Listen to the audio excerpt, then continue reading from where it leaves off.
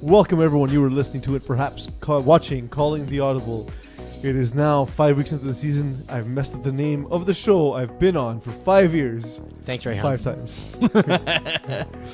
Yeah, it's a little bit of an Anton Sakic situation. I'm joined by my co-host Simon Dagenais to the left of me, Eagle to the right of me, and he's producing the show. Poorly as always. Is he? I gotta beef with Eagle. He's the producer of the show, right? So like, you and I are scrambling all day to get topics together to like look at interesting things because we have such a short deadline to work for the fall season because games end Wednesday night and then we basically have like a half a day to put the show together. A work day. To put the show together.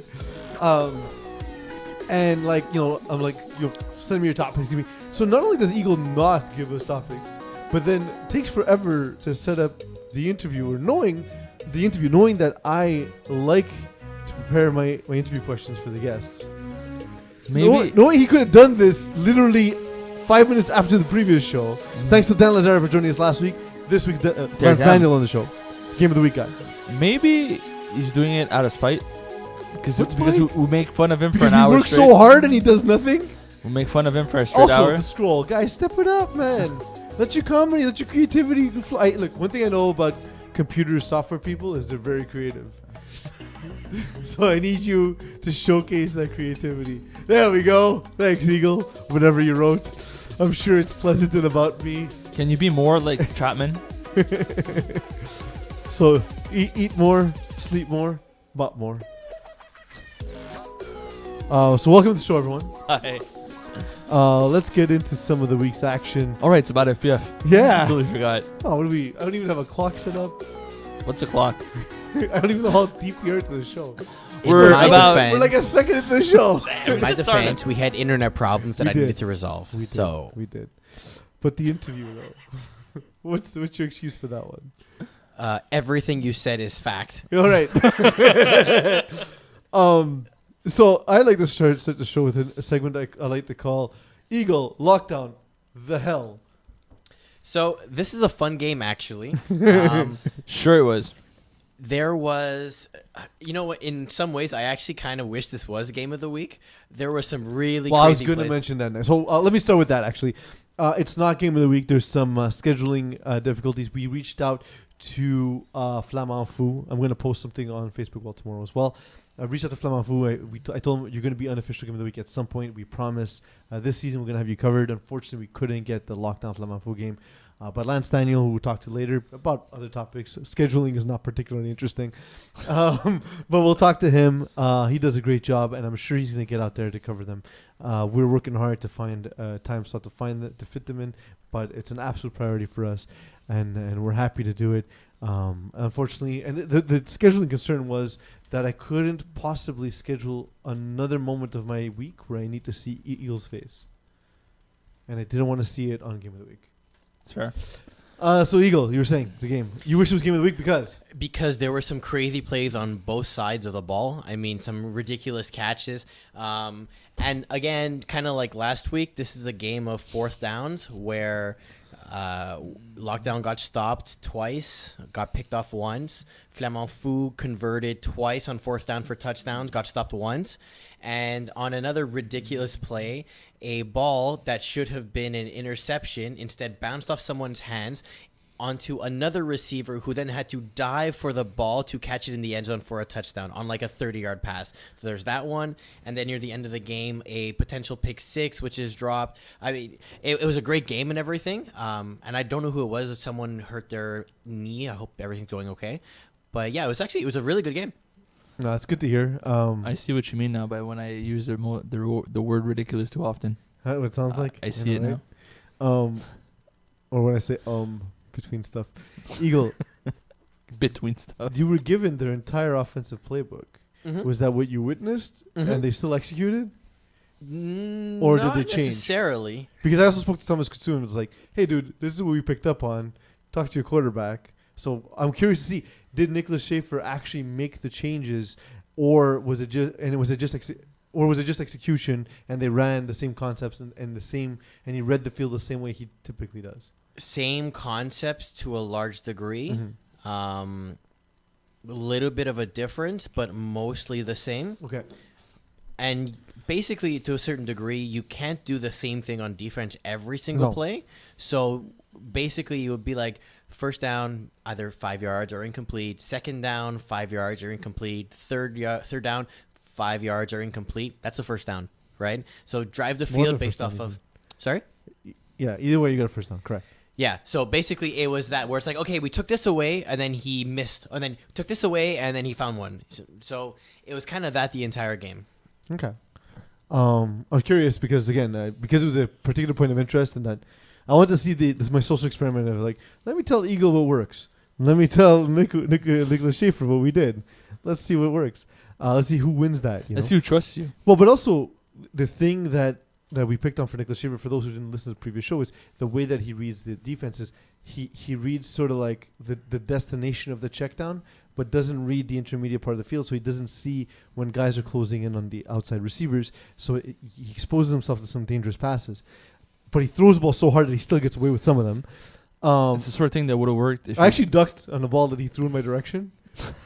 He threw it really at my face, and instead of trying to make a play on it, I ducked because he throws that hard. It's something that would have worked in like touch or tackle football because the field's larger. Right? Yeah. So you're reading the sideline. There's nobody. The safety can't get there if he's in the middle because it's too far. Exactly. But in FPF, he's a lot closer. But because like like if that's the way you read the field, you'll like it's hard to get out of that habit, right? So I was curious to see if they made adjustments. And to Eagle's point, like he seems to have somewhat adjusted that. Plus, again, athleticism to make up for it when he doesn't get away with it. Well, I was going to say, when Schaefer fits those balls, first off, there's really tight windows, and he gets them in just the right spot. Yeah. But he can put them in a place where his receiver can get to them when someone else can't, right? So jump ball, you can potentially reach for a diving ball, someone can grab. And it's a lot of those concepts where it forces you to have to pick your poison, and he's smart enough and accurate enough to find the guy who's actually open. So unless you're gambling on every single play, he's going to execute.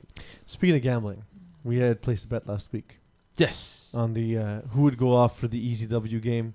I had Laurence Etienne Gervais. Yeah, I had Victor Baron. And Eagle, you had? I think it was Charles-Olivier Laving. Yeah. Yeah, none of them were the one who went off. We're all Instead, wrong. it was Jean-Christophe Ferland. He went off, so no one gets a free steak, unfortunately. It's Guaranteed you knew.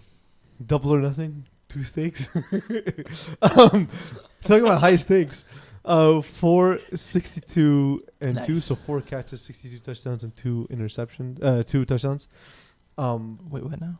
That's 4 catches. You said a lot of words. You said touchdown a lot. Yeah, 4 touchdowns, 62 touchdowns, 2 touchdowns, 54 yards, 2 touchdowns, 62. over 6 catches. 62 yards. 4 Whatever, catches. dog. All right, that's all our numbers. This is all terrible. Don't go look at the website right now. Why? Is it down or am I wrong? The website is down. You're wrong. So, Rob, Also, if you're watching, Jesus Christ. Carlo, fix your shit.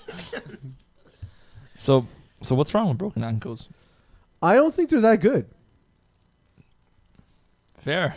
They're a division E team. Oh, I was like, Okay. next topic.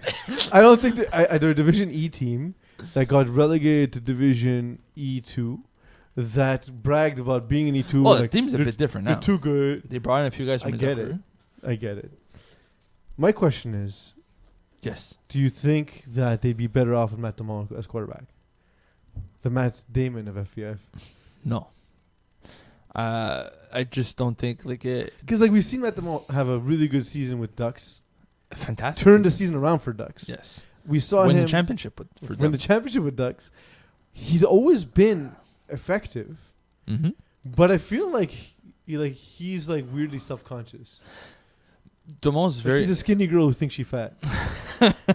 Damon's very good when he doesn't play with his own players because he relies on other guys, right? So with Ducks, he had to learn who's good on this team and spread the ball and use different receivers. When he used to play with his Afker, he always had a check down guy. He always had like a third down guy. And the problem is when you pick up on it, then that's when you make mistakes. Yeah. And it's too easy to see when you just look at the stats. So I think that just to play with guys that are not necessarily his usual core helped him. but I don't think it's the right time for him to try to turn the season around, considering like the depth of this tier and how broken ankles are playing and stuff like that. What do you think is wrong with them?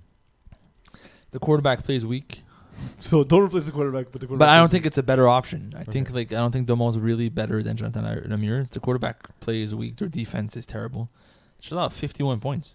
Yes. I understand there was 2 pick sixes, but I think that might be a result of just playing a much more powerful offense than they are defense. yeah, Because that's like now that Jeremy White is starting to use all of the pieces around him, it's a dangerous offense. I agree. But there's also ways to play that, right? Like, Well, so what would you do? Like you're scheming. Actually, I'll ask both of you because you don't know anything about defense, but you play what's a quarterback. defense? But Eagle, you know, you've been a defensive play caller for a while. When a guy has legitimately 5 targets and all of them are likely faster than the guys you have, how do you approach that game? Well, considering I've seen some of these W game, the first thing I would do is you have to tell your guys that once the ball's caught, you can't just watch the player run. So people from even if you're on the opposite side of the field, you have to go play the tackle because you see it often. Guys on the other side of the field you just get lazy and then somebody misses the tackle, then you get a touchdown out of it. And play safe in a way that will play clock rather than try to make plays. Let them catch a 2 or 3 yard hitches and don't allow any deep throws over your head. Mm-hmm. Force them to drive the field slowly but surely. And at some point, they're going to get antsy and they're going to try to throw it over your head. And that's when you get the interceptions because you're playing with a cushion. And it's going to fall on your offense to keep up with them at least for the first few drives. I have a completely different view of how to beat a team like that, but I'll go to Eagle. For me, first off, you have to put your best tackler in the mic position, like middle of the field. That's got to be number one. From that point onwards, you can do one of 2 approaches. First off, you can't play man because you're going to get beat. That's going to happen. So you have to play a type of zone.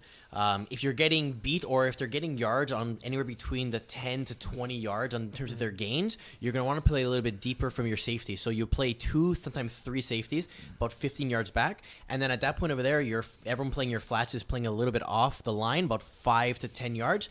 Anything in front of you, you're shooting right away because you're going to have to be aggressive in the short zone. If you have nothing in front of you, you start backing up, in which case then your safeties can kind of either cheat up or cheat down depending on where the ball's going. You're basically gambling on every play. If you want to get more aggressive about it, you shoot the ball. If you want to be a little bit more conservative and play clock, you try and force them to drive like a few yards at a time. See, this is where I agree with you and disagree with Simone. And I only partially agree with you, which is interesting because it's 3 people with 3 completely different views. I think you're way too conservative. I think you get eaten up, and their offense is an offense that executes. So unless you have an offense that equally executes, you're basically banking on the fact that they're going to make a mistake more quickly than you are. I want to increase the amount of possessions in the game. I want to run as many offensive plays as possible. I want them to run as many offensive plays as possible and let variance take over. And what I want to do on defense is jump every first read, take away the things we consider to be the first read, jump and release. So jump to, if a quick out in front of you, jump to take it away. If it's not there, you're releasing to pick up something behind you. And if it exposes you to a late developing route, that's fine. Make the rusher get there and try to force turnovers. Don't try to force turnovers on downs. And keep in mind, a lot of zone defenses get beat in the intermediate routes, right? Sitting between that short and that deep. So if you're playing in that short position and you have no one around you, there's someone standing behind you. It's time for you to start backpedaling because your safety isn't going to get there. Yeah, so I'm saying jump and release. So if you jump around in front of you, nothing's in front of you, you're dropping and scanning to see where you're picking up an intermediate route. And if it's a mobile QB, make sure you have an understanding with your rusher, whether he's pursuing or if you have to get to the line to try and force him to throw it. And that's the case with Jeremy White being particularly mobile. That's usually what he does, right? Like when the first read's not there, he's going to take off towards one sideline, buy himself some time, and he has the option of throwing it on the run or running. Mm-hmm. One of the more... Let's talk about your game. Sure. 1-speed power against Mean Machine. Sure. So you guys won, yes. Which is it's not necessarily super impressive. You're a good team for tier 2, but also See, Mean Machine I thought we were going 0-8, to be honest. Well, we're just up from Division 6. Well, Mike O'Donnell has never thrown for this team. You know what I mean? So is also like Mean Machine, who are also one of the weakest team in the division. But scoring 38 points is impressive, regardless of who. Like, even if this is your only win of the season. It's not. It's not, but if it would have been, you still scored 38 points against a team, which is pretty good. Yeah.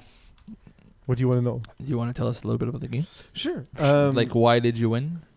So, and if I say the following sentence, since their 1 week loss, Mm-hmm. and by there I mean our, but I'll just say there. Since their 1 week loss to Diablos, who are a far superior team, Mm-hmm. One Speed Power have not given up more than 25 points Mm-hmm. and have 8 interceptions over the last 2 games, despite having 0 sacks. You sound biased, but go on. These are literally facts. I mean, I'm biased in that I'm talking about my own team, but these Are these real facts or alternative facts? I mean, they're facts from our website, so But we insofar so as we can't Which is check back which up, them. can by be the way. verified. So we can't check them. Funny. But what can you surmise about their defense knowing that? Machines or 1-speed powers? I just said, what can you surmise with the One Speed Power defense given all the information I just listed? Well, first of all, less than 25 points is pretty good. Yes. Like it's either you're playing very, very slow at sort of like a keyboard lock offense, 0%. or You know our offense. no, I know, but like either you're slowing the game down and you're only playing 5 possessions and you make one interception when you make one play, or the fact that you have 8 interceptions, like you said, you're not playing turnover and downs. But You're despite playing having aggressive. 0 sacks. Yeah, That's another but part of it. but then again, if you're playing guys in that sort of tier where if your rusher gets there, sometimes guys just discard the ball instead of taking sacks. Mhm. You see it often. You see quarterbacks in Division 4 or 5 that when they played a few seasons back, they were taking too many sacks, and it's frustrating because you turn from 2nd and 5 to 3rd and 12, and it's crippling your offense. So you have receivers telling you to just chuck it up and give me a chance. And once the quarterbacks start doing that, so you're dropping back, the rusher's in your face, and you're throwing over the rusher, you get picked off. So rushers not necessarily get sacks, but your defense gets interceptions Yeah. because your rusher could be putting a lot of pressure. Or the other versus is you have no rushers, and your rusher's so bad that he's not getting any pressure, and your defense making up for it. So I want to talk a little bit about me machining Daniel Goloff because, again, it's just more comfortable for me to talk about the other team than my own team.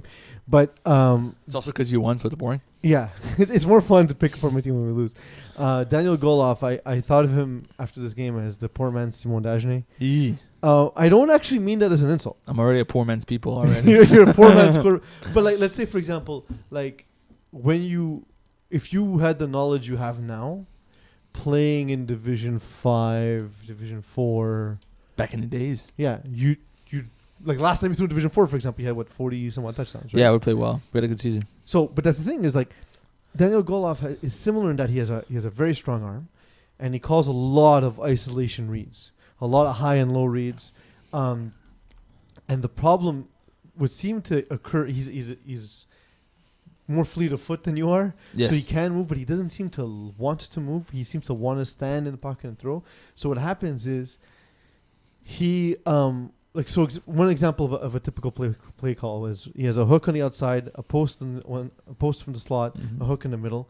He looks to the hook. If you jump the hook right away, he tends to panic and throw up the ball. And like literally, we're in 2-on-2, so a safety is standing directly where the post is, because the read in 2-on-2 is read if there's a post. If not, jump the hook. For example, as one of the defenses we were playing, and then same thing in the red zone.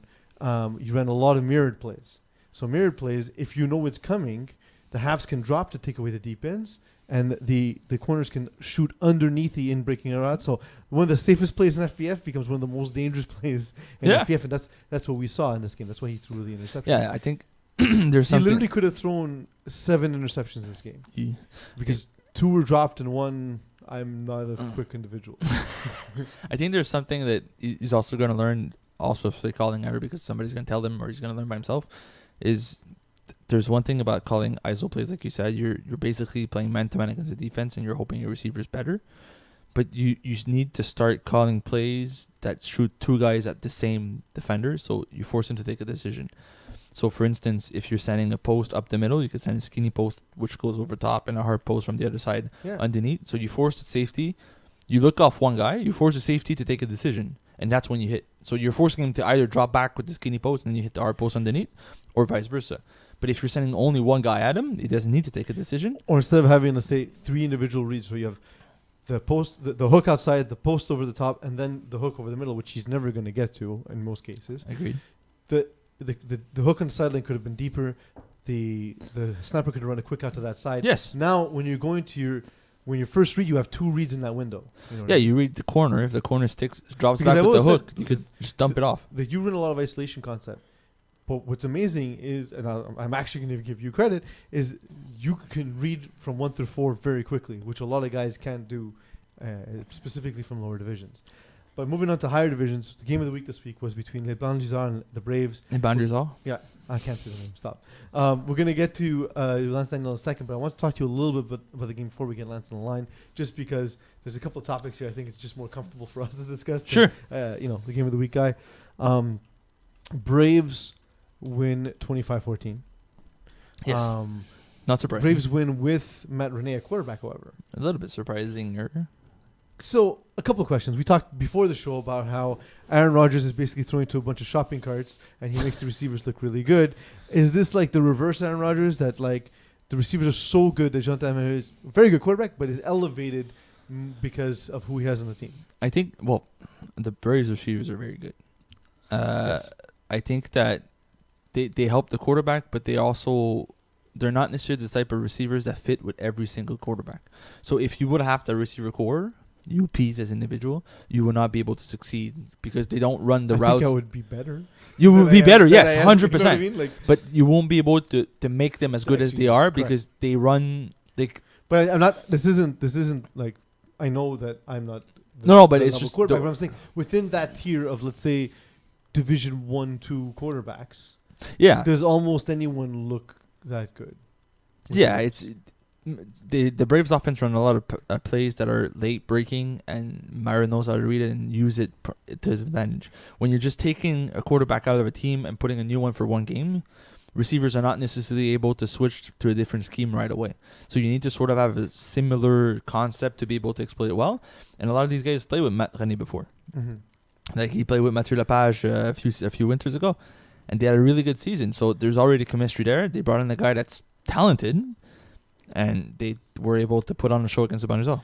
I think Matt René, to me, is a perfect replacement for Jean Tamer. I think he's sort of like the junior leagues Jean Tamer in terms of like, A, the body type is very similar. Yeah. B, play calling is very similar as well. Yeah. And he may not execute exactly at the same level, but because the players are that much better, he executes at a higher level than he's typically executed in FPF. And I think it's actually a great fit, first of all. Myra also moves a little bit more than Matt René does. Of course. Which could help him. He can move as well. Which that's what I'm saying. It could help him because he's not necessarily mobile, but he could be. Just he doesn't necessarily use his legs that way. Maybe that could be something that could push him to the next level too. The other thing I think that helps is he doesn't have a bunch of guys screaming in his face. Yeah, I feel like that has been a problem for Matt René's teams in the past. Yeah. The last winter they had BYOB. I felt it was more of a calm team, and the success was there. They finished like 7-3 in the winter in Division 2. But before they had those screaming matches with players, he used to quit on the team after like 2 drives. Like the guys would just quit, stop running the routes. It's like, okay, you don't want to run the routes, I'll stop throwing the ball. Seems like a recipe for success. So that's our opinion on one aspect of this, but perhaps we can get more as we talk to Lance Daniel, who was there filming the game. He's agonized over every angle of this for a few hours, I would imagine. We're going to get to talk to him about that. We're going to talk to him about Game of the Week, as well as some topics from his No Regard days, as well as anything else that comes to mind. And we'll see where the conversation takes us. As always, Lance, how's it going? How you doing? Hey, good. Man. For those I'm who good, are uninitiated, thank you guys for having me. For the uninitiated, Lance Daniel is our Game of the Week guy, video extraordinaire. He is, and I say this with no pun intended, a master baker. He is he is a musician. He's a very talented individual. Lance, it's a pleasure to have you on the show. Thank you very much for having me. It's funny that you throw in the musician part, because I think that's kind of the secret recipe to Game of the Week. I'm a music artist and I make music videos, and flag football is basically a football game. And if you can transform it into a music video, that's like kind of like the key to what I do, without giving away too much of my details. Of course. Yeah. Well, it's also been a source of arguments between you and Eagle, of course, when it comes to the music on Game of the Week. But I think we're slowly getting to a place where we're all seeing the same vision. So we'll do, Lance, because I don't like very formulaic interviews. I like this to be sort of like free flowing. I've always said, to me, calling the audience 1,000%. feel like you're drinking in a bar with your friends watching a game. So we'll Let's all have ask, a conversation, Peeze. exactly. We'll ask Let's have a conversation. We'll ask a bunch of things about a bunch of different topics. It may be completely out of order, but the questions will come to us as they fly. Firstly, let's start with your accomplishments at Game of the Week. When you saw, I know, for example, when I came to FPF, I had a vision for what I wanted for FPF media, and in terms of what we have in terms of the articles and the coverage there, and the types of podcasts and visuals that we have with the podcast, that a lot of that was the vision that Eagle and I had, and I feel likewise you kind of did similarly with Game of the Week. So let's talk about that moment where you're like, I think I can help this product. Talk to us a little bit about that.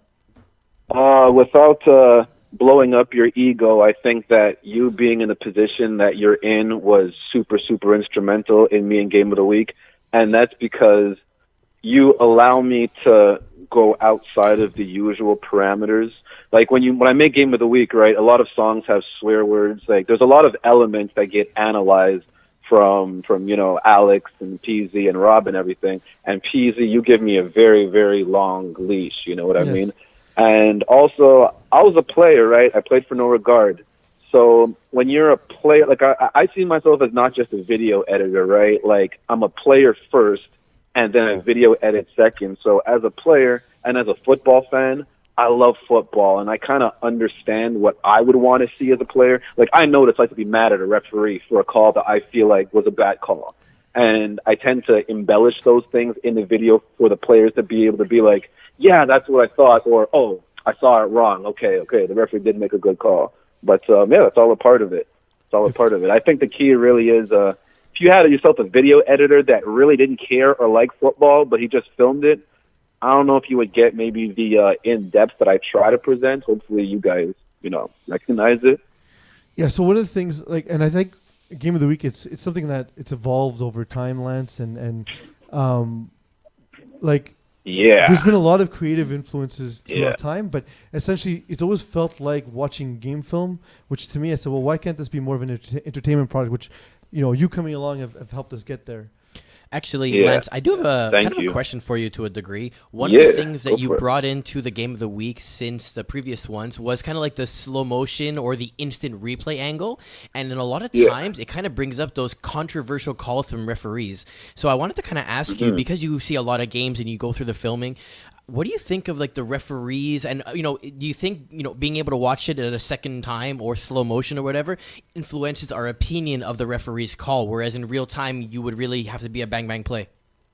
Yeah, slow motion is a very tricky thing to your eye because sometimes when I'm filming, a referee will ask, "What do you think that call, Lance?" And I will be 1,000% sure. I'll say, "No, I think he was in bounds. I'm sure he was in bounds." And, referees are super critical of their own work, which is something I don't think they get enough credit for. They talk to each other a lot and really nitpick their own work, which is really cool. And when you kind of see a play that is super, super, magnified in slow motion, it's not what your eye is seeing. Mm-hmm. That's why when you see in the NFL, sometimes you're like, oh, that has to be a catch. But when you slow motion it, you're like, oh, man, I didn't see that. Because slow motion messes with what actual time is. They say, if you catch a ball, you have to have it for a certain amount of time of possession. You have to make a football maneuver. There's a lot of elements to go into that catch, right? If you're watching it in fast motion, the amount of your time you're seeing it is slow. But when you slow it down even more, it messes with your timing a little bit, I think, for if something's a catch or not a catch. But for sideline, feet inbounds, I think it's the greatest thing. Which referee hates you? I don't think any referees hate me. I love the referees. Man, you have a better relationship with them than I do. I can tell you that much. Same here. Yeah, I don't. No, I like all the referees. I know you like them. Leo and I have come a long way. I really respect Leo. He is a very stand-up human being. We had a lot of issues when I played for No Regard because, I'm a player, and I would feel like the reputation that I made for myself would cause calls and certain things to go against me. And when I was only seeing Leo through the perspective of a player. But then when I worked for the league, I was a little bit hesitant to really speak to him. But then getting to know him as a person before the referee and now seeing what he does as a referee, I kind of learned that it's a different dynamic when you're a player than when you're working for FPF, which I think was an interesting transition for me. So, Lance, you've talked about it. You're a player. Used to be a player. Did you guys see me? You guys didn't see me play the other day because I didn't. We did. film I was it. there. I shut Vinny down. He had nothing on me. He had nothing. I want you to throw my first game after 4 years. I want you to throw a little shade at somebody. So if you have to pick, you're a defensive player first of all. Who's the easiest guy to cover in FPF? The easiest guy to cover in FPF. Well, considering I hadn't played after Peeze. No, Peeze, you got the after the snap, your left or your right, so they're nice. If you have a quarterback that can hit you in stride, you're good. Yeah, it's true. I have to say Vinny because I haven't played FPF in 4 years. And playing defense I'm only getting older, right? I'm just saying, I'm not playing for 4 years. Corey Pecker looked at me and said, Lance, we need you because he was short. And this is one thing that gets overseen with like flag football posts on a wall and things like that. I was in Corey's condo in Miami and was treated to an amazing time, and he is a great human being. When that man looks at me and says, Lance, we need you, and shorts are provided and flags are there, and I had my cleats because I had a somewhat heads up it might come up, I can't tell Corey no. When I was building the bakery with Stephanie, these friends helped me. I can't say no. So I think I did pretty well. So I have to say, Vinny, he doesn't run routes too much. He just kind of waits for Sean to drop the ball off on him instead of doing the extra to get open. Lance, I will say the amount of times I've been in Miami and been thankful that someone offered me a pair of shorts is that something? I feel you. Well, I'll do something. I'm going to ask some questions that are going to be somewhat uncomfortable, but I'll reward you. So, because there's no better sales pitch than a happy, satisfied client. So every time you answer one of my difficult questions, with one of us who are all happy, satisfied customers of Stephanie's Bakery, we'll drop a promo for Stephanie's Bakery. So I'll start with... Oh, man, money. Okay, let's do this. I'll start with the most... Now, it has to be satisfactory, real answer. It can't be political. I'm going to start with the most awkward one. You know me. Let's go. I'm going to start with the most political... with the most asshole-type question, because I am the biggest asshole in the room. What was it like when you got cut from No Regard? How did that conversation go? And how has your relationship been with KD and Travis since? Misconception. I was never cut from No Regard. I lost the passion to play flag football because, like I had said before, referee calls, and I felt like no matter how much I put in, no matter how much I invested into the league, I felt like I couldn't progress within my own immature, and then I feel like I grew out of that and I became the Game of the Week guy and I wanted to be a video editor. So No Regard, they're a team, but they've always been my friends, and they will all say, they've asked me, I think, probably every single season since I've left, maybe not one, if I'd be willing to play a few games, and I never do it. I always say I'm retired until recently when I played. So I feel like I grew as a video editor, and now No Regard are in Division 1, Tier 1. I'm Game of the Week guy, so it's kind of like you branch off, but you see each other at the top. So, Lance, that's actually going to be my question. This last week, FPF All-Stars played #NR, and All-Stars won 47-19. I wish I was there, yeah. It has me reflect back to that first time where the FPF All-Stars / Montreal Finest / DA Finest challenged you guys in a matchup, and you guys played in, I think, the overnight tournament, and it was actually a tightly contested game. So I kind of want to just ask you in general, what happened to NR since then such that they can't compete anymore? So much that they can or can't compete. They can't compete. They lost by 30 points. What's going on? Did you see who their quarterback was? Mario's a very good quarterback, but the chemistry, he's not Corey Pecker. He's not the person that No Regard has gelled with all this time. So going back to your question before about the overnight tournament when it was so close, NR, remember, was in Division 5D, and they played Montreal's finest, the greatest dynasty in the business. The game was decided in the closing minutes, right? So now you branch over to now with no QB. It's a very different game, right? So before I let Simon ask his question, I owe you an ad. And Kevin Wyatt, oh my gosh, he had 3 incomplete passes. Let's not forget, they're playing the GOAT, okay? Lance, with Corey Pecker, the GOAT. Lance, I'm trying to get you paid. You gotta let me drop the ad when I drop the ad. Eagle will drop his after we finish the segment because I just forgot to say mine. Yeah. There was a weekend. I needed some sweets for my family. There is not a bakery further from my house than Stephanie's Bakery. I live literally on the other side of the island. It was a 2-hour drive with traffic. I live in a part of town where I am surrounded by bakeries, but we wanted something a little different. I picked up some delicious Stephanie's Bakery cupcakes. Highly recommended.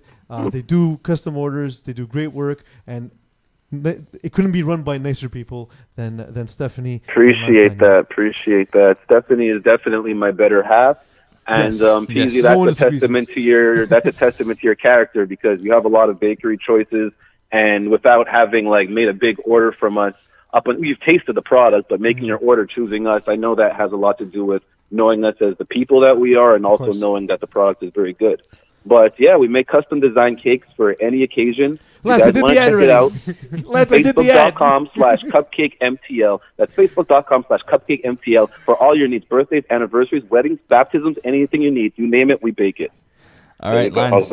As the Game of the Week guy, you've been around for how many seasons now? 8 or 9 seasons at least, or something like that? Funny, me and Rob had a conversation about this, discussing my Hall of Fame eligibility, and we concluded we were going to start it at 2012 because that's when I started filming championships for FPF, and I've been doing it every championship since.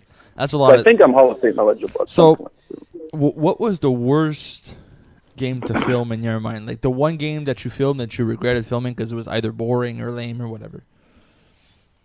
Oh, man. There has to be one game that you you remember that you didn't like. That I was I did. I don't recall the teams, but you guys will know because there was a huge fight at the end, and all the players all charged towards the corner. And I showed it for everybody. It was a Division 6 game, and I think younger players tend to let their emotions get the best of them. That game was so, pardon my, boring. It blow-minded me how such simplicity and, a boring game can cause players to get, that heated. I kind of thought that was embarrassing. Yeah, I showed it to you guys for a little bit, because that's what I do as a Game of the Week guy, but that was kind of it was a boring game. When you see something that's not tasteful for the league, it's, you don't want that. So here's the tough question time again, Lance, and then Simon will drop an ad for you. So I remember when I was on the NR beat, so to speak, I reported that Alex Hollowak was dropped in favor of James Floriani as a quarterback of #NR. The team has since moved on to Corey Pecker. You were notably in favor of keeping Alex Hollowak as quarterback. Can you take us through sort of what happened during that time and some of the conversations and what that was like? Yeah, we call that the cursed season of no regard. Travis broke his leg. I injured my ankle. Darius, I don't remember what his injury was, but Alex was injured that game, and that's why Floriani had replaced him. And Demi was injured also that season. Demi broke his finger that season. Shout out to War Chief. And James Floriani had replaced Alex. And we were on such a losing streak at that point with all the injuries that we needed some kind of a spark, something that could maybe get us the playoffs. Because up until that point, No Regard had never not made it to the playoffs. So James ran with it. I was in favor completely of Alex at the time.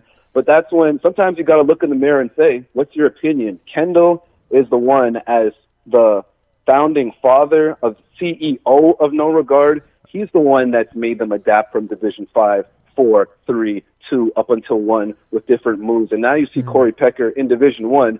You kind of have to, credit the person that built it, because it's not an accident that No Regard's been able to be so successful for such a long period of time. Definitely, and that's why I think Kendall, Hall of Fame, give it to him. Give it to Kendall before you give it to me as a contributor, and I mean that. But and you're right, because Corey Pecker was a guy who wasn't really succeeding in the high divisions, and No Regard was a team not yet ready to move up, and so far it's worked.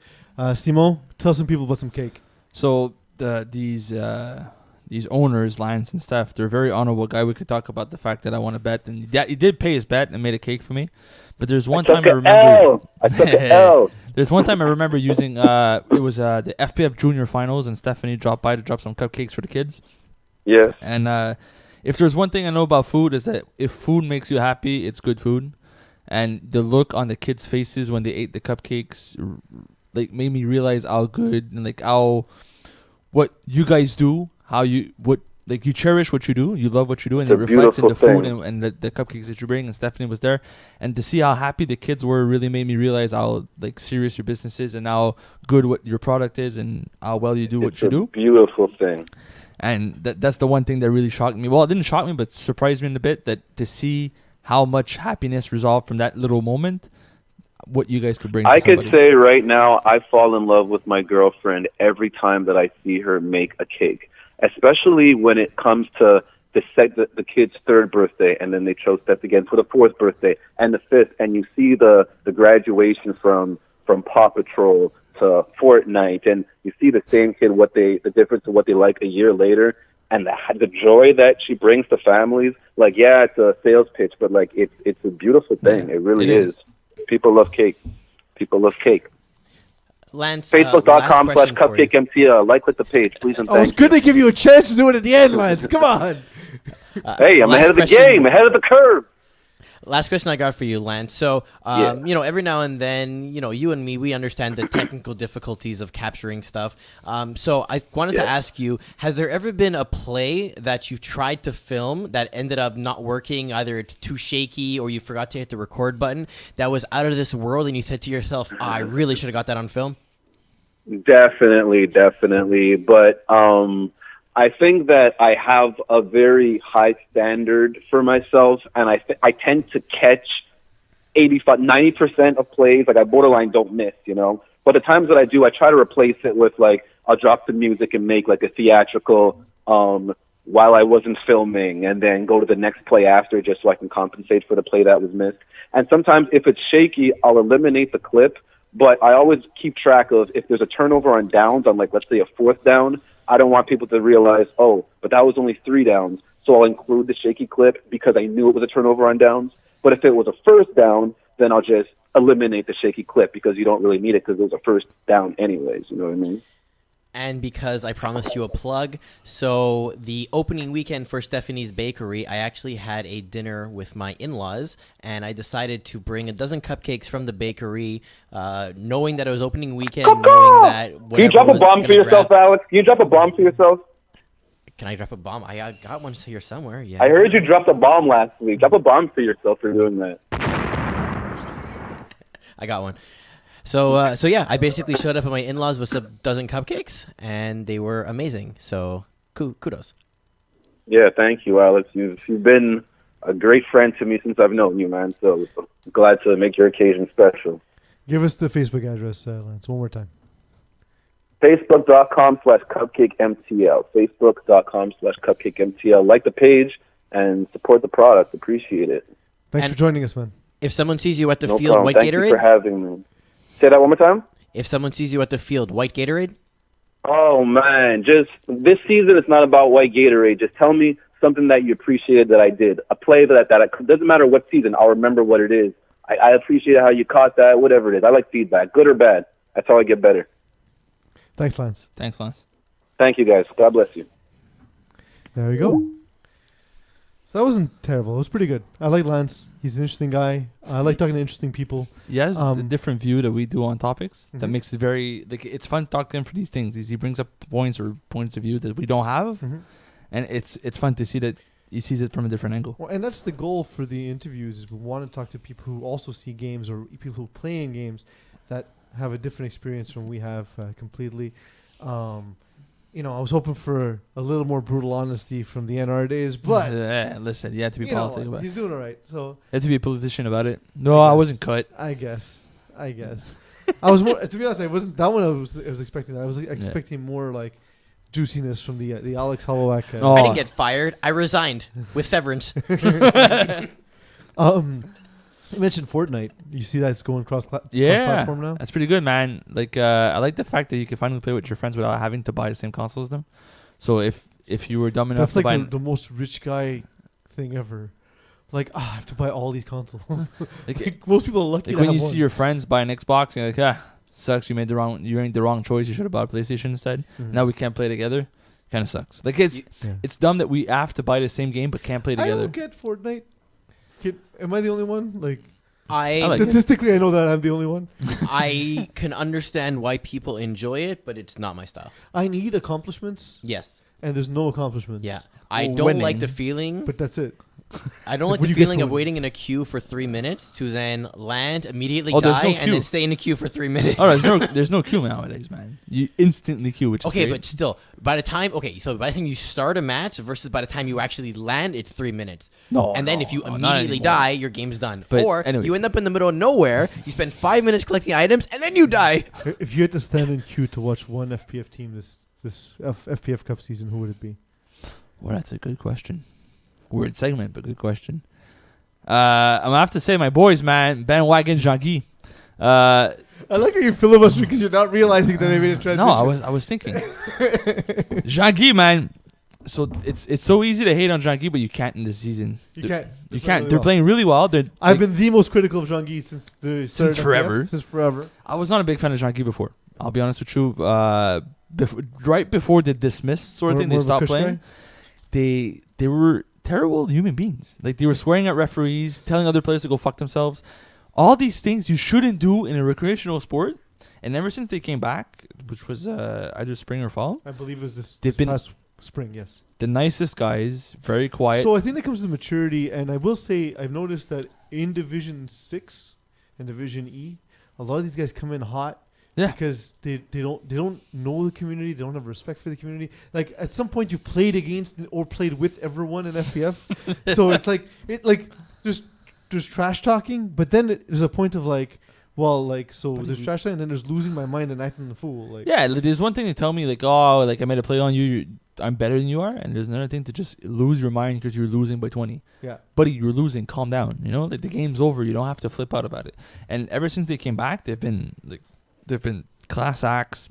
I only hear good things about Jean-Guy, and this season they're winning. They're having a great season, and I'm on the bandwagon. It's going to maintain. It's back-to-back weeks where opponents cannot score against Jean-Guy. Eagle will bring up the schedule. Can Jean-Guy go 8-0? Eagle Yes. will read us the game. So we're not knowing the games. I don't care. All right, that's fair. Bandwagon, That's baby. fair. I'm worse with Jean-Guy than Jim is with the Seattle Seahawks. So, Simon, having no information, may actually be right. So, next week they have Les Amateurs de Sac. Win. The week after that, they have Raw Sauce. Uh, And then the week Win. after that, they have Teen Stars. Oh, that could be that could be an Loss. interesting So, game. Loss. I think the next Not 2 weeks necessarily. can be Loss, I'm telling W's. you. The last week might be the tricky one. maybe. Yeah. But Teen Stars are fast. yeah, but their rusher's very good. Jean-Guy's rusher, Simon Laporte, man, he's a very Yeah, but talented it's rusher. the speed on defense that concerns me We'll see. because Christophe Chantra doesn't throw the ball very hard. No, but we'll see. I think there's something there, man. There's a special season for Jean-Guy. They have 2 shutouts in 2 straight weeks. Can this continue, or much like the team on the other side, will they get now the Simon Dagenais as Bud Knight's once called the best defense? Allowed 31 points this I game. mean, that and no lasted shutout. like 6 days. Yeah. No, man. I don't think they're gonna be able to shut out more teams. Maybe les Amateurs de Sac next week, but that's more because Simon Laporte is gonna make les Amateurs de Sac quarterback look dumb. It's just he's such a good rusher and so disruptive that it's tough to play against. But other than that, I don't think Jean-Guy's still gonna win. They're gonna go 8-0, so I don't really care if they don't shut out teams. Technically, they're going to go 7-0-1. I know. I'm a bit disappointed by the tie, but Yeah. still undefeated. Still undefeated. So that's all that matters. Voodoo took on Greendale Human Beings. And Greendale Human Beings is usually a team I'm very excited to see. I'm confused. I'm less confused, but let me hear why you're confused as to their lack of success. They lost in this game 27-26. Just a bit of context. They Voodoo won on a last play touchdown by Etienne Vaillancourt. So it's not so much the Voodoo one that confuses me. It's the low scoring game, 27-26. So I feel Call it. this really helps Voodoo's. This is what they want, right? They're not going to score 50 on teams. But Greendale Human Beings, in the past few seasons, even years, they've been a high-scoring offense that scores 40 against whoever they play against. What's going on with Greendale Human Beings' offense? The team itself is similarly the same. Yet Danny Elward doesn't seem to put up these 7 touchdown, no interception nights. Again, he's struggling. 3 interceptions against Voodoo. 2. And it's was in 3? K had 3. No. And Which is but still- surprising in and of itself that he had 3 interceptions won. and they won. Yeah. But even 2, it's a lot for Danny. Like we've grown to see him as a very. He doesn't have a lot of turnovers in games. He's a very good quarterback, but this season's not been the same. Is the magic gone? So you thought it was magic this entire time? Well, no, but you know what Aren't I you mean a by magic. grown-ass adult? You know what I mean. Well, I have a... Because I played against them this year, Yep. I have sort of some idea as to why. Okay. I'm curious as to your thoughts. I know I'm deflecting your question. It's just... mine's very Yeah, concrete and cool. boring, so I want to give you a chance to entertain the people at home. I feel there's a chance that us talking about Greendale human beings and their playbook every single week could hurt them. So why is Joey Taylor still so effective? But maybe Joey's better at his playbook than Danny is, because again, it's I was gonna say one of the things it is Joey's playbook. But I was gonna say that like for a while we're like, oh, is Danny Aylward better than Joey Taylor? I think that Joey Taylor, the key has been once the book got out on Joey Taylor, he adapted. He The did. book is out on Danny Aylward. It's time for him to adapt, and then we'll see how he adjusts to that. Yep. You know what? I actually think the problem here is Danny Aylward trying to overcompensate because I would say, Small. well, kind of. He has a big So Joey Taylor, He's for a big example, dude. right? He runs his play, and whether it's a success or a failure, he runs the play. Whereas Danny Aylward, let's say he doesn't see what he likes off of first read. Now he starts to try and extend the play. Now he starts to try and move. Now he starts to try and take off, which for a long time we thought was a benefit, basically a difference of his style over Joey Taylor's. But as you move up in divisions, you start paying for making those types of decisions because the rushers are better, the coverages are better, and you try and do those throws on the run to a guy. People are baiting exactly that or jumping routes and everything. So Taylor doesn't do that. He dumps the ball off. If it's not there, he puts it in the ground or in the curtain or God knows what and makes those safe plays. Whereas Aylward tries to overcompensate, puts it on his shoulders, and ends up making mistakes that cost him games. The thing is, what I've noticed coming into the game against them, at that time, 4 weeks into the season, so I think they played 3 games though, but it was 4 weeks into the season, they had only completed passes to 3 different players. Yes. One of which wasn't there every week, Danny McPhee. Hopefully we'll get a chance. I had some good questions for Danny. Try to get him for next week. It was his brother, Brandon Aylward, and Alex Joltapov were excellent receivers. Yes.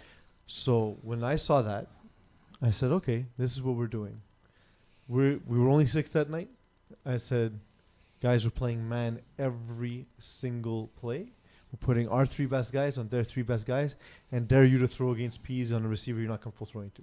Dare you throw to Jean-Sébastien Roussy for the receiver you're not comfortable throwing to. And he didn't. Well, you also add the great pieces to match up against them. Of Right? course. So Anthony like, Donna is but no. But he was rushing. That's interesting. It was Alex Noel. Also on, not bad. On Like, he's an underrated player. on Danny McPhee, so speed on speed. It was Willpower. Brandon Aylward on Anthony Adana, and it was Willpower on Alex Joltapov. So let's see if your best 3 guys can beat our best 3 guys. That's fair. And if you look at this game, I mean, if I had to tell you, do you pick Patrick Saint-Amand and Etienne Vaillancourt or Alex Joltapov and Brandon Aylward to put as your top 2 on your team? Who would you take? They're very Depends different on the players. system. They're very If it's different. my system, it's the Greendale Human Beings guys because they run the same system. It's literally the reason Etienne Vaillancourt does not play for Phone Speed Power anymore is he doesn't like the system. It doesn't work. It doesn't fit. It doesn't. Simon was right. I thought he was going to be a good fit. Simon said he's going to be a bad fit, and we saw that. But so it depends on the quarterback. But I think both teams play for quarterbacks that work. Yes. And have a receiving core that works for that system. Also, Brandon Aylward is very good, but so is Pat Saint-Amand. Like, I feel Brandon Aylward will work in any system. Yes.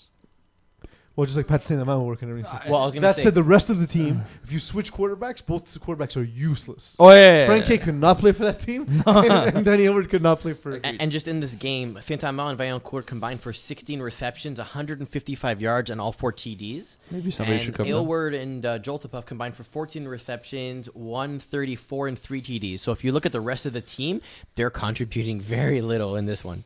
There's another thing with Danny Aylward is he tends to read middle out. So what happens is that a lot of times But his playbook is also middle out. Yes, but so Mike Adonna and I, for example, run the same system. The first look for us is the sideline throw, because if that's open, you want to throw that right away, because you can't throw it when it's already 20 or 30 yards on field, especially if you don't have a strong arm. So Danny Elward, that's not his strength. So he's afraid to throw those sideline fades. He's afraid to throw sort of skinny post to the sideline, and the reason why is because he doesn't read them early. He reads them as the last, third or fourth read, and so for that reason, that's why he's only going to the three receivers, the two slot receivers and snapper. However, I will say I saw Satchel Carriero making 3 catches this game. That's a good sign for Greendale Human Beings. If you were the GM, not the quarterback, you're the GM for the Bruins, not the hockey team, the FPF team. He's getting paid. About to make some money. GM for the Bruins. Do you move next season in the fall, in the winter, considering the success right now? Do you keep Mathieu Ouimet as a quarterback, or do you go back to Gabe Wiseman? So can I No. use my can I use my knowledge of the team as well? Yes, but you cannot have both. I only said one thing. I was thinking, like, can I have Wiseman as a receiver? No. No, well, because he likely won't fit in the division that they're going to play in. Also, if they can fit him, they should definitely use him as a receiver. Yeah, for sure. But I was going to say, knowing the situation with the Bruins is, Gab Wiseman joined the team literally as a mercenary free agent. Yes. He's not a part of the team's core. They were dissatisfied with the quarterback play. He posted, I think, on the Facebook wall saying, hey, if any Div 6 teams want a quarterback, I want to throw. And then he decided to do so. So kudos to him. Glad that he jumped in and did it. You also taught them a lot of things, right? The team's exactly. They different learned a lot now. from having him. That said, if Mathieu Ouimet is a guy who can be in your core and can be someone you can count on moving forward, then I say go with the guy who's going to be on your team for seasons and seasons to come. Well, this season, the only reason Wiseman's not on this team is because fall year, you're only allowed to play one.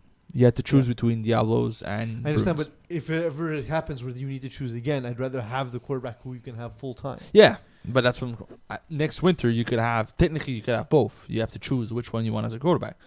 If you're in charge of this team, who do you pick? I was trying. I would go with Mathieu Ouimet. Okay. Because again, team building long term. But on top of that, he's thrown 7 touchdowns twice this season. Yeah, like 3 times. Wait, He's playing really well, man. How many times have you seen a quarterback in a low division team come up and do that right away? I can think of basically Joey Taylor, Fred Morissette, both of them pre-cap, by the way. There's a few guys. And who else? Anton Sakis was the third one I thought of. There's all of these happening before the cap era. Yeah. Since the cap era, we haven't seen that much. There's a few, but they're rare, and usually it's a fluke season. Like keep forgetting his name. It's the guy that used to play with the Doug McKernan, Sammy Begg core, play quarterback for them. But we knew him though. Outside FPF. Sorry, Chris Pacino? Yes, Chris Pacino. We knew him from playing. He's a very good receiver DB, but he wasn't necessarily a quarterback. Came in at like a 60 touchdown season. But like when a guy whose name we don't recognize, I'm saying. Oh yeah. Like who's another guy? The quarterback for Air Force One. Michael Solomene. Also, as well. There's a few guys, but I agree with you. It's a very rare instance. Yeah, there seems to be like one a year, not even per season. 7's a lot of touchdowns. Yeah, like if you really break it down, like you're very confident in yourself and you're throwing a lot of touchdowns because you don't necessarily get 7 possessions, and if you do, you score on every single one of them. It's a rare feat. The Warriors. We talked about Michael Solomene. Yeah. They win 34-33. It's a tight game. What's wrong with the Warriors' defense? That used to be sort of their calling card. They used to be a very aggressive, very disruptive defense, very loud, but they sort of steered away from that over the recent, they had problems with the referees and the league itself, and a lot of guys got suspended, and now they're a very quiet, very laid-back team, and I feel like that's taken away from what made them very good defense before, is they got into receivers' heads, and they were very vocal about what they wanted to do. But does that work as you move up? A little because bit. Everyone's vocal when you move up. Yeah, but it still works because you still can get in people's heads, right? Like you played against guys like Vince Nardone. You could talk to him, you could chirp him, and it works. Yeah. It still works against certain players, but that's what really worked for them earlier. And they also lost a few key pieces defensively. That not the guys with the highest stats, the score sheet flashy guys, but they still got the job done. Sometimes if you get one tackle in the game, it's maybe because you shut down the guy in front of you and he didn't do anything. Right? It's the Teddy Frenette effect. Mm-hmm. Guy finished the season with like 9 tackles in Division 1. Oh, he must suck. actually is like the best DB there was. Mhm. Just people don't go his way. So it could be the same instance. You lost one of your best defenders, and now you're sort of struggling to match the pieces together. I think another thing that a lot of teams do, especially on defense, is that you have a system and it works, right? So you play, let's say you play cover 2, because it's a pretty standard one. So you have your 2 guys who are your safeties and your 3 guys who are your flats. And you win, you go 5-5, you go 6-4, you go 4-6 in a season. People score points on you, but not that bad. And you're like, oh, our defense is good. And then next year, you get blown out every game. And it's because you start getting to quarterbacks that understand what you're doing and start calling plays against it. And you go, well, how did you miss that ball? And then you don't really understand, well, there's 2 guys I had to pick up and I picked the wrong one or whatever. So you can have that 1 year where your defense feels good. And then immediately afterwards, you do the exact same thing and it's not working anymore. One thing I will say is they've relied on athleticism and they play a very conservative, static defense. So what happens is that, like I said, we did some defensive breakdown before where you want to shade and release and you want to move into different zones, you want to shoot gaps. They don't do that. They rely on athleticism and beating guys to the ball, especially on deep balls. That doesn't work anymore. As you move up, that's not enough. In fact, most of the interceptions in higher divisions come in the flats. Yes. Because quarterbacks just throw the ball safer. They throw it to the sideline where it's their guy or nobody. Where they scheme a guy so he's wide open on the sideline. Or they or put over it the deep middle enough field. that it's either you beat him or nobody gets it. Yeah. Exactly. And I feel that that's one of the issues here. Now, you asked the question when we were writing the script. Did we overrate them? Which is I always find that funny because like we're the ones rating them in the first place and then deciding that we overrated them. Yes. So are they over, under, or properly rated? I gauge properly. I feel they're still a little bit overrated. They had a very strong early franchise. So their first 2 seasons, they were like destroying teams in the I lower want to divisions. say Michael Sullivan had 96 touchdowns in his first 2 seasons. That's pretty good. Yeah. That's very good. So they had a few seasons. The first, I think, 2 seasons, they won quarterback of the year also. And then in the first season, I think they went 10-0. And then they lost in playoffs. But they had strong seasons that made them powerhouses in the division they were in. Yeah. So they were sort of the teams that everybody expected to be one of the strong teams moving up. And after back-to-back seasons playing really well and having like 10-0 seasons or 9-1, you feel like they should keep being this good. But then the few players moved around, not the same core. They don't have the same. They don't win. They don't finish seasons 10-0 anymore. We still expect them to be powerhouses, I guess. So we're expecting too much out of them. So I would say then that when if you think of the word rated and think of what that means, Yes. they were perhaps underrated in Division 6 and Division E. Especially the second season, they were allowed to continue in the And then lowest division. if we've rated them too high afterwards and they were forced to move up and now they're losing because they're too high, they are overrated based on the proper Exactly. term. But I of the think word. now they're properly rated in that going 10-0, you're not necessarily playing in the right division for your skill level. 100%. So if you're going sort of 5-5, 6-4, 4-6, You're at the right. you're kind of where you're supposed to be. Yeah. I think one thing that's interesting that François Martin does in his article is that he takes your position and takes your matchups and figures out whether you basically should have won that game or not. So Warriors in this case were ranked 27th, but if you actually put them on the list, they end up 31st. So you can say his system's flawed or whatever it is, but it actually kind of lines up where, yeah, maybe they're a little bit overrated, but not all that much. This is kind of where they're supposed to be. The system is flawed. So I like to think there's something I like about François Martin's article. It's I call it douche of the week.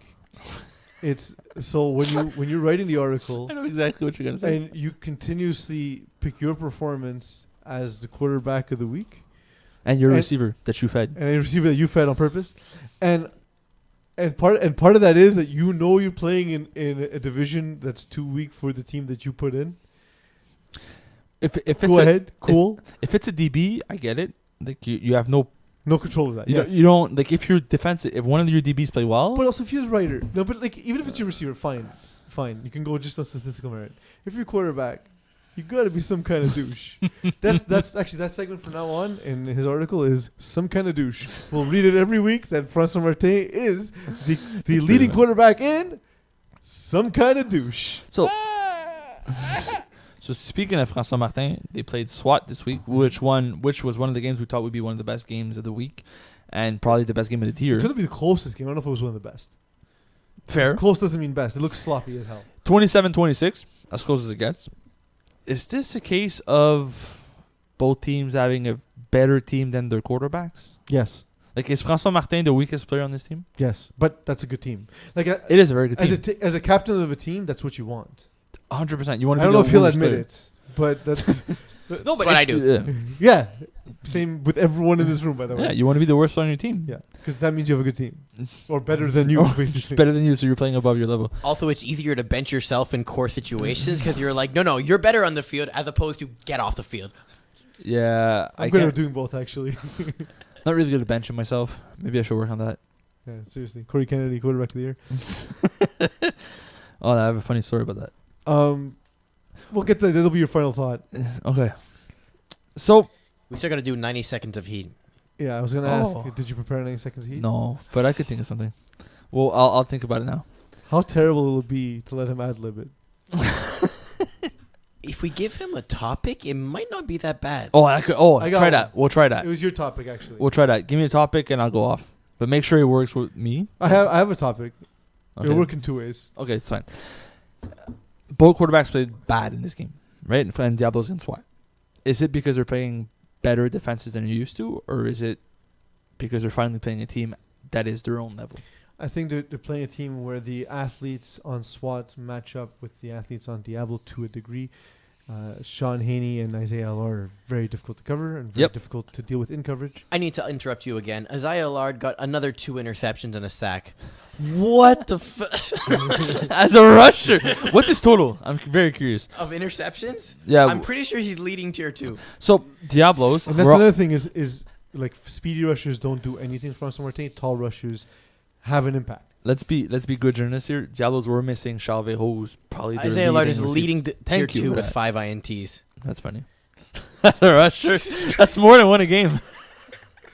That's kind of awesome. So Diablos were missing Gab Wiseman. They were missing Chalvet, who's their leading receiver at the moment. So they had Jean-Félix Delos sub in for them for the second week. I mean, Yes, but it's also not the same, right? Like he's as talented player. like different people are not the same people. Yeah. That's an And, excellent analysis. So, by but Simon they Dyson. were missing a few guys. The team was not at its best.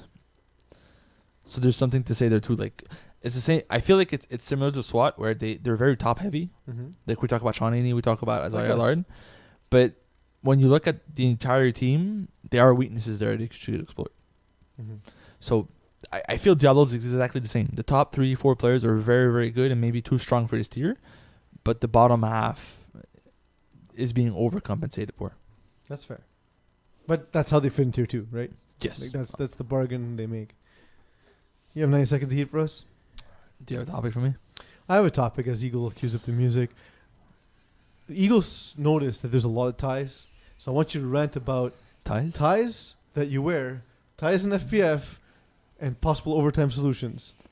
For FPF? Yes. That's interesting. Possible overtime solutions in FPF. What looks worse for a big guy, bow tie or skinny tie? Oh, skinny tie looks disgusting. Yeah, because you look like a look retired NFL dumb. player who didn't take care of himself. It makes your belly look fatter. Yeah. It's just dumb. Don't wear that. Wear the bow tie. People look at your neck. Yeah, but You don't really- you also look like a fat monkey trainer. Yeah, but Simo, you ready? nobody has a fat neck. Yes. All right, we're going to go in 3, 2, 1. So I have this thing against ties where it always falls in the soup. I never bought the clip. Pisses me off. I don't wear ties. Ties in FPF. Man, first of all, it's super annoying as an analyst because you predict the game, you always lose. Sucks. Why do you tie games? Who goes for ties? You're down 7. Don't go for 1, man. Don't be a P word. I don't know if I'm allowed to say it. Penis. Yes. No, it's not the right one. Overtime solutions. We should have like because what we do in overtime, we do something in FPF. We should have like a 2-minute drill where you score as many points as you can in 2 minutes, and the other team has the exact same thing, and whoever scored the most wins. So rush back to the ball and sprint back and forth could be interesting. What was the other tie? There's a third tie. I forgot. Ties in the NFLs are also pretty boring. Like I don't remember seeing a tie in the last like 10 years, and we had 3 this seasons. I'm very confused what's going on. Yeah, what was the other tie? You added the third one that you forgot. The tie in the soup, the tie in FPF, the solution for a tie. I know that's me. That's just me being me. Like the country? Thai. Food. Thai food. Oh yeah, I love Thai food, man. The only thing that I don't like about Thai food is the next day. It's basically what you had today. Is you realize, maybe I should have chosen My medium omelet spicy. was way too spicy this morning. Yeah, man, it's terrible. Usually when I go to Thai places, they ask, do you want spicy or not? I usually say yes. Mistakes. You should always say, I nah. have the opposite. I like rip my face off and I deal with it. Yeah, but then the next day, man. Yeah. It's the next day. It's Next not the same day. I don't care. There we go. It's always next day. Always the next day. Always the next Always day. the next day. Come with one prepared, please, next week. It's 3 weeks to try to get this segment right. We should have. Games of the week. The Yay! games of the week. Speaking I of segments we don't prepare for. I don't have that loaded, so you can filibuster for a second. Hey, what's going on with Free Vini? Ever since we took the hashtag off, they've been terrible. Yeah, no hashtag, no swagger, no glory. Sean ever benched. Did Sean ever bench himself this week? He should have. After like a bunch of 3 interceptions, all the whack play He did quarterback. play like the 10th best quarterback in line, though. He did play that. Is he finally the 13th quarterback in Tier 1? I think he might be. The team that Simo once considered the best defense in FPF, Bud Knights, take on the Bruins. In FPF, wow. Bruins, man. I'm done with Bud Because? Knights. Okay. Bruins. Gotta go Bruins. Because Matsuri man is going to throw Because- another 7. Bruins are playing well. Fresh Lungs versus Teen Stars. Teen Stars, they're better. We thought they were shit because they didn't show up to games, but they're actually pretty good. They're just irresponsible. Eagle? Yeah, I'm gonna go Teen Stars in this one. I think there's gonna be a tight game, but I don't think Fresh Lungs can beat Teen Stars. Replacements against the team named after the contraceptive that can't be replaced, Trojans. Wow, that's like far-fetched. Give me Trojans. This can go either way, but Correct, I that's how think games work. It can also end in a tie. no. I think Those are the think two both options. I hate ties. both teams actually have a chance of winning this game, but I'm gonna go Trojans because I think replacements are a little bit too inconsistent. Trailer Park Boys against Raw Sauce. Raw sauce. Sauce. To get those games, man, sometimes they don't look great, and then the following week they score 40. We don't really understand why. Sauce. Llamas Pajamas, McDo. MacDo! I love Llamas Pajamas, but MacDo's was better. Gotta go MacDo pajamas. You let me down last week. Les Amateurs des Sacs, Jean-Guy. Jean-Guy. Bias. It's the easiest. John Gee, man, going 7-0-1. We'll call it 8-0. Do you actually think they'll do it? I actually think they You, will. you think they're going to be Teen Stars last week? Yes. I hope Jean Gee plays in the finals, because I want to be like cheering for them from the sidelines. Broken Ankles against Grib Rouge. Oh, Grib Rouge. Do we ever have the confirmation of somebody on Grib Rouge suspended? No one's suspended. They said. I'm gonna go get They just tried to cut one of their guys. He wasn't very good. Like, bro, you're suspended. Never come back. Did somebody not show up last Our week? friendship is suspended. Yeah, I'm gonna go Greta on this one too. Man, that would be funny to do. Eagle, you're suspended. Dream Breakers, Bulldogs. Bulldogs 0-4, by the way. I know, but they only lost by 1 point last week. I think this is the game that Bulldogs win and go 1-4. I'm gonna take Bulldogs in this one too. Los Bandidos, Supernovas. Los Bandidos. I think they have the speed to match up against Los Supernovas. I don't think Bandidos can put enough points up. Supernovas. Did you call them Los Supernovas? Maybe. Hawks Los against Novas. Hawks, Easy W. Sheesh. Sheesh. W's. The Too plus easy. minus is 50 points because Easy W will win 50-0. Yeah. Oh, to nothing? Like, Ox won't score? Correct. Nah, they'll score 1 touchdown. Okay. I don't agree. Unknown Talent, Los Avocados. Unknown Talent's good, but not that good. I think I'm going to stick with the Avocados. Warriors. Oh, sorry. Go Same. ahead. Yeah, same. Warriors take on the potentially quarterbackless X-Men. Explain. Read my article for the explanation. God damn it. Why do you always do that? Because I want people to read the article. It's sales, man. Don't you? I wish you knew something about sales. So wait, then it would be Kevin Bustani? Boost. That's not bad. You do lose Bustani as a receiver, so that's not great. Who are they playing? I Warriors. switched page already. Warriors. Give me the Warriors. No, I'm gonna take X-Men Regardless. even with Bustani. All right. Yep. Pigeon Squad lockdown. I'm going to go.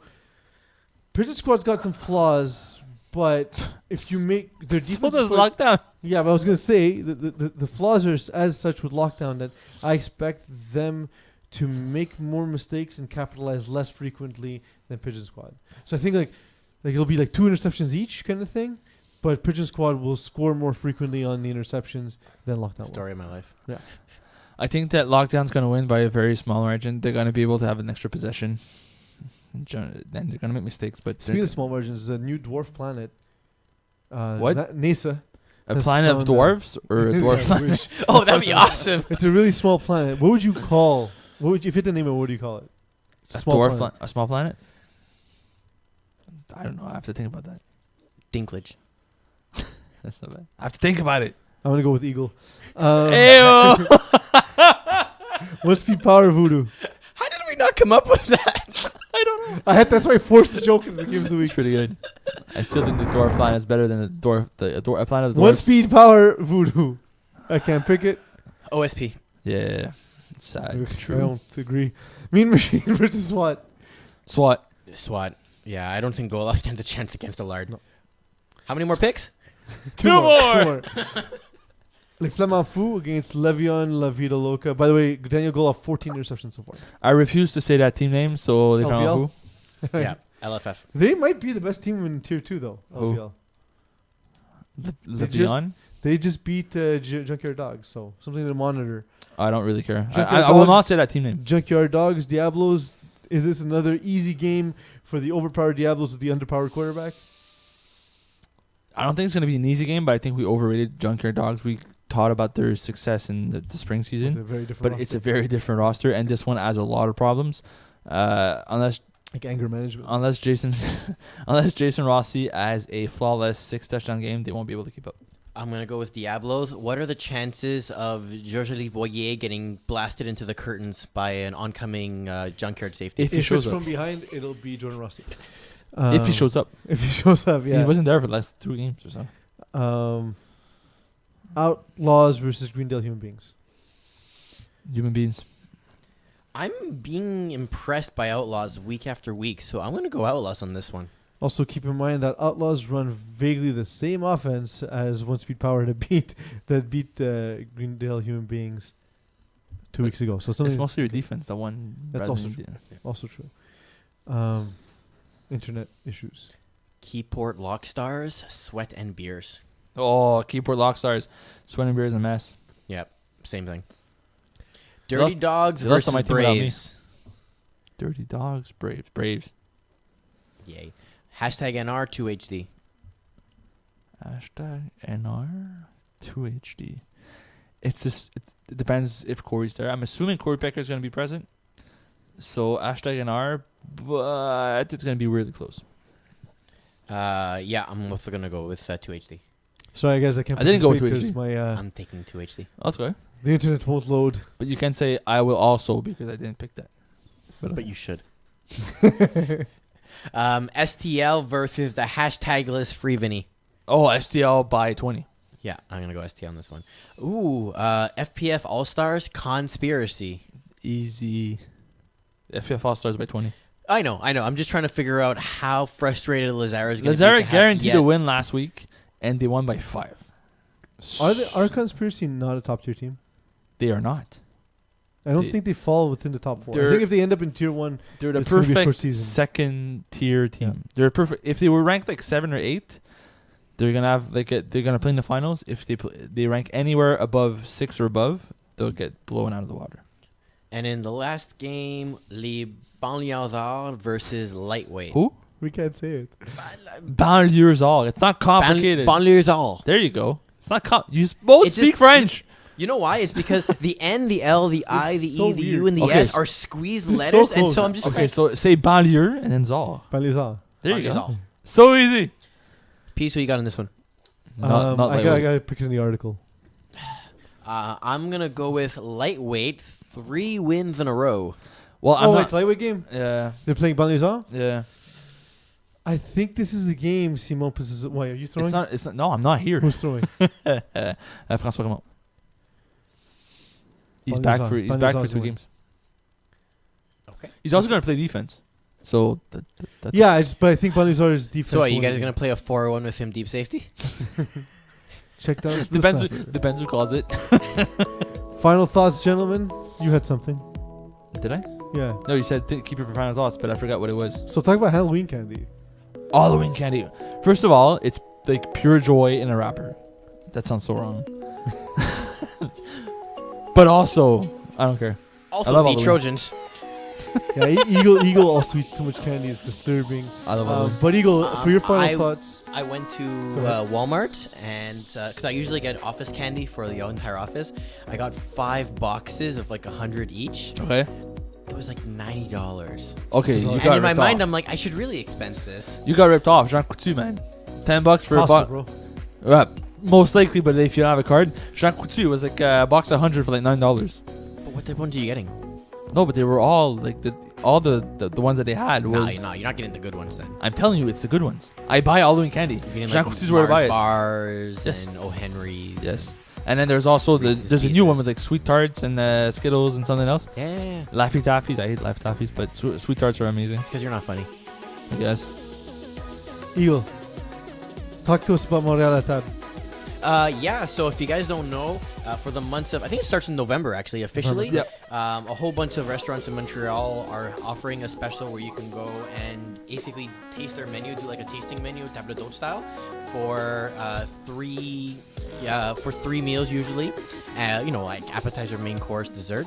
So it's at a reasonable price and everything. I think it goes either like $30 or $40 or something. It's $23, $33, or $43. Exactly. I think like brunch is cheaper. $17 than whatever it is. for brunch. Yeah.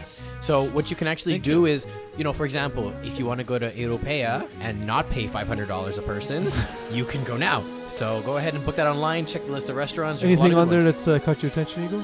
I want to go check out Manitoba, so that's definitely one of them. I think Tokay is on the list as well, which I want to go check out. Tokay's on the list, definitely with Tokay. I noticed But call now. Call like yesterday.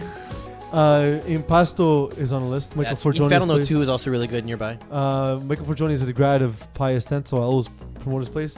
Not on there because it's cheap enough. It's Chez Toussignan as well. He also owns that place. So definitely do check that out. I also got a little bit of a teaser rumor that I know will interest a couple people in this room, or maybe some people listen to the show. I was in a meeting today where they talked about the upcoming Italian restaurant opened by Antonio Park. Oh, So teaser. It looks like it's in the works. It looks like it's that's happening. interesting. Very excited about that.